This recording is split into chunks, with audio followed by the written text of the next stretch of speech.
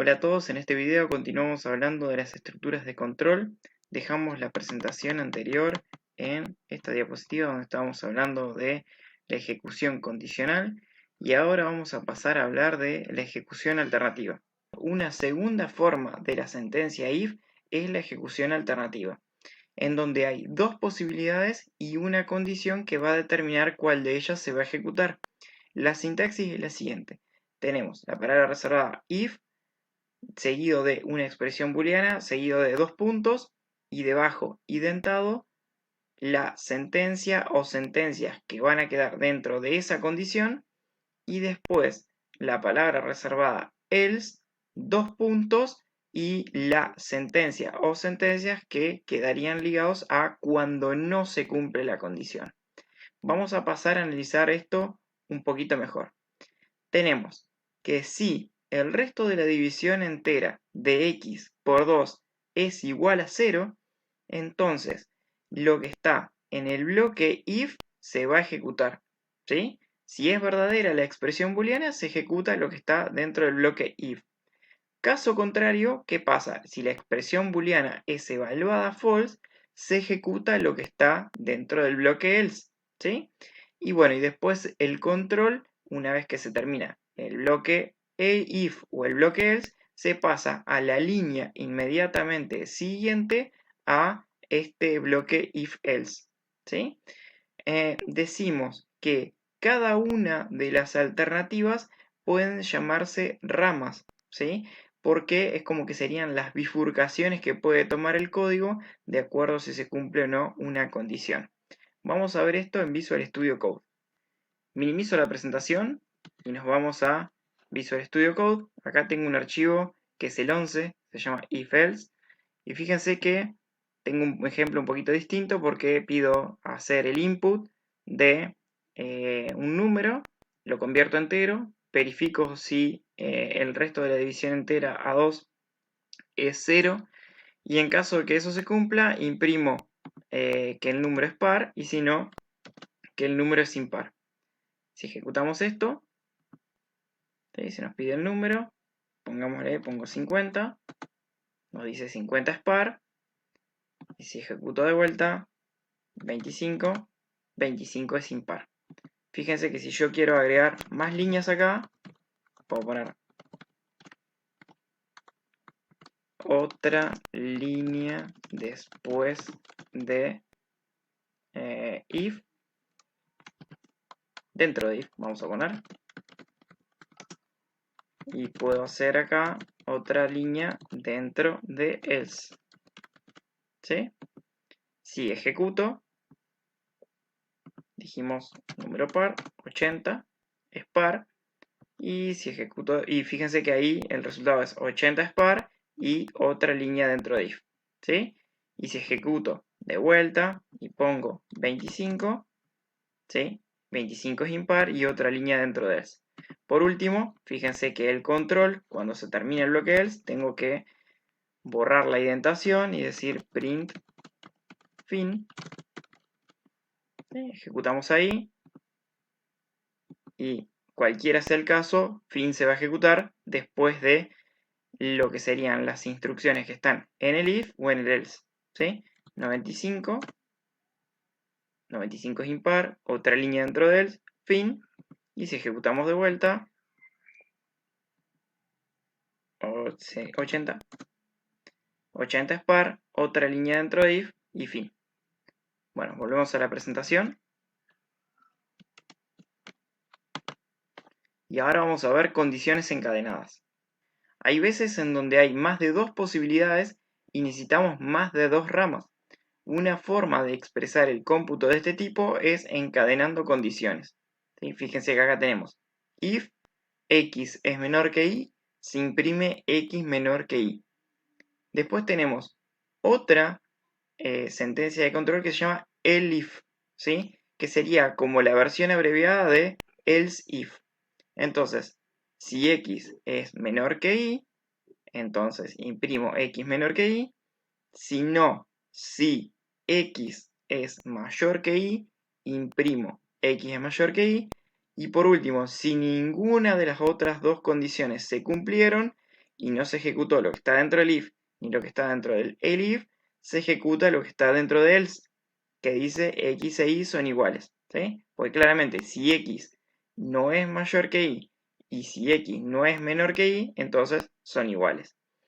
Entonces, acá también pasa lo mismo, no hay límite para la cantidad de líneas que podemos incluir en cada uno de los bloques y si necesitamos tener una cláusula else, tiene que estar al final de todos los elif, ¿sí? No es obligatoria, pero bueno, tiene que estar al final. Vamos a Visual Studio Code para ver cómo lo hacemos ahí. Entonces vamos a Visual Studio Code y acá tengo un archivo que se llama 12 elif, ¿sí? Fíjense que lo tengo un poco distinto porque hago ingreso de datos por consola y verifico si x es menor que y, imprimo x es menor que y, si x es mayor que y, imprimo x es mayor que y si no, x e y son iguales, ¿sí? Ejecutamos, fíjense, me pide ingreso un número, 74, 52, ¿sí? 74 es mayor que 52, si ejecutamos de vuelta y pongo 15 y 35, 15 es menor que 35, o sea, se ejecutó ¿sí? Anteriormente se había ejecutado el elif, ¿sí? Y si ejecutamos de vuelta y decimos, por ejemplo, 85 y 85 son iguales, ¿sí? 85 y 85 son iguales. Bien, volvemos a la presentación y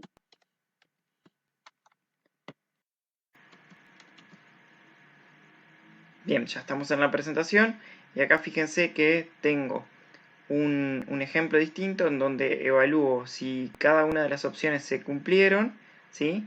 Que se ejecute una función, ¿sí? Acá es importante que queden claro que si se cumple una condición, se ejecuta todas las sentencias que están dentro de ese bloque y no se ejecuta el resto, de forma que si opción es igual a A, se ejecuta dibujar A y el control pasa inmediatamente a la línea debajo de este elif, ¿sí? A ejecutarse. Si por el contrario no se cumple la condición A y se cumple la B, entonces no se ejecuta lo que está acá en dibujar A y se ejecutaría esta instrucción que se llama dibujar B, ¿sí? Vamos a Visual Studio Code y ahí tengo otro ejemplo en donde, fíjense, le pido al usuario en este caso que, cumpliendo con la idea que teníamos en ese ejemplo, me diga, ingresame una letra, ¿sí? Entonces, si la letra es A, entonces voy a llamar a dibujar a A. Si la letra es B, voy a llamar a dibujar a B. Y si la letra es C, voy a llamar a dibujar a C. Tengo una variable que le llamé múltiplo, que le dejé de valor 30. Fíjense, si llamo a dibujar A, voy a imprimir 30 veces la A y un espacio. Si llamo a dibujar a B, lo mismo pero con la B. Y si llamo a dibujar a C, lo mismo pero con la C. Si ejecutamos eso, fíjense que me pide la letra, escribo la A, ¿sí? Imprime un montón de A una al lado de la otra, separadas por un espacio. Si ejecuto B, Enter, lo mismo pero con la B, y C, lo mismo pero con la C. Bien, ¿qué pasa? Si ejecuto, no sé, y escribo Z, no pasa nada, claro, la opción no está considerada. Podríamos haber incluido un else que diga dos puntos, dibujar, ¿sí? Y programar esa función acá, dibujar, en donde recibíamos por parámetro la letra y hacíamos print letra. ¿Sí? Supónganse por 30. Acá sería opción. ¿Sí? Entonces si ejecuto y escribo la Z, ¿sí? Ahí se imprimiría toda la Z, que como no puse el espacio están todas juntas. Bien, volvemos a la presentación. Y vamos a hablar ahora de condiciones anidadas. Un condicional también puede ser anidado dentro de otro. podemos escribir el ejemplo anterior de esta forma. Si x es igual a y, imprimimos x e y son iguales. Si no, y acá tenemos otra condición adentro del else que dice si x es menor que y, entonces imprimo x es menor que y. Y si no, si x sería que x es mayor que y, imprimo x mayor que y. El condicional exterior tiene dos ramas, ¿sí? Tenemos un if y un else. En el if imprimo x e y son iguales y en el else tengo adentro otro condicional que tiene sus propias ramas. También podría pasar que dentro de este if y else que está en el bloque else exterior, podría llegar a tener más condicionales. Se recomienda que tratemos de evitar este anidamiento lo más que podamos porque inmediatamente se nos va a pasar que va a quedar muy difícil de leer el código y tratemos de evitar este tipo de situaciones porque no es buena idea. Acá tenemos otro ejemplo en donde también para tratar de evitar el anidamiento de las condiciones utilizamos los operadores lógicos. Es decir, en vez de tener un if 0 menor que x y después dentro de eso x menor que 10, lo que hago es decir, ok, usemos los operadores lógicos para verificar en la misma línea que la condición se cumple, porque ejecutable tendría únicamente la instrucción print. Así que fíjense que ahí diría, si 0 es menor que x y x es menor que 10, se ejecuta x es un número positivo de un solo dígito. Hay una característica particular que podemos hacer en Python, que es para evitar el uso de AND, es poner 0 menor que x menor que 10. ¿Sí? Este tipo de construcción es válida y no se ve mucho en otros lenguajes de programación. Vamos a ver esto ahora en Visual Studio Code. En primer lugar, lo que sería el anidamiento. Fíjense, acá pedimos que nos ingresen números. Me falta acá el casteo, así que ya lo voy a incluir. ¿Sí? Para convertir a int los dos inputs. Y fíjense que hago que si x es igual a y, se imprimen son iguales. Si x es menor que y, se imprime x menor que y. Y si no, imprimo x es mayor que y. Ejecutamos. ¿Sí? El resultado de esto ya lo sabemos, pero bueno, 55, 18. ¿Sí? X o sea, 55 es mayor que 18. Fíjense que acá está lo mismo que teníamos en la presentación. También me falta el cast, así que lo voy a incluir. O la conversión a entero. Y acá está lo mismo expresado en dos lugares distintos. Diríamos, si 0 es menor que x y x es menor que 10, se ejecuta x es un número entero positivo. Es un número positivo de un solo dígito. Acá está lo mismo, nada más que con la otra sintaxis que vimos recién. 0 menor que x menor que 10. ¿Sí? Y se ejecuta esta línea. Y acá tenemos otra alternativa utilizando OR, en donde digo x es mayor que 0 o x es menor que 0, en donde dice x es distinto de 0 con OR. Y acá tenemos otra expresión en donde evaluamos si x es distinto de 0 con el operador de la negación de equivalencia, ¿no? Entonces, fíjense que si ejecutamos esto y digo, no sé, supóngase 8, me dice, es un número positivo de un solo dígito con las dos condiciones que teníamos, es distinto de 0 con OR y es distinto de 0 con el operador distinto.